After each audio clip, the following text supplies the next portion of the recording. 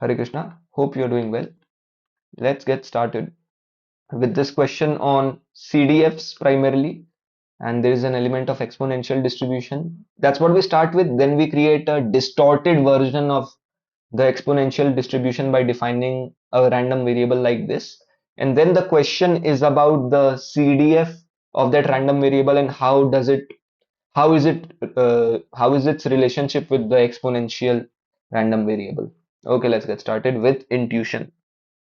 Actually, there is a very, if you know the way mass is allocated, probability mass is allocated, you could perhaps look at the answer and reach to the answer in 10 seconds, which I'll tell in the end.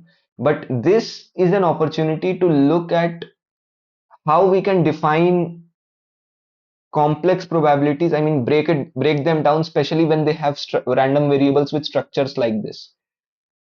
The way is simple. Just make a partition.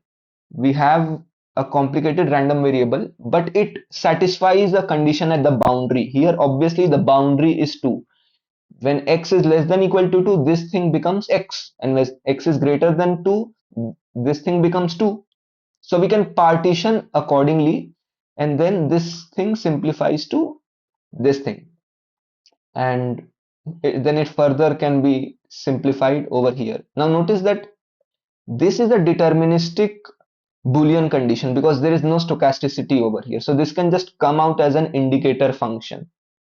Again, this way to break down complex probabilities into sum of simpler expressions is helpful. So we have an expression for the CDF, and now we simply plug and play with some values. When y is less than 2, you can see that this thing vanishes, and this is x less than equal to y. So when y is less than 2, the CDFs are the same. When y is greater than equal to 2, you can see that the CDF of this y variable becomes 1. So which is very expected also, because we are restricting it to be less than equal to 2, right? So beyond 2 it cannot take any value with positive probability, so it stops at 2. Actually, this was the intuition. Another intuition, when we have this exponential variable, we deliberately cut it at 2 and say that no, beyond 2 nothing can exist. So what happens to this mass, this area under the curve, which is also required to add everything to 1? This gets transferred to this single point at 2.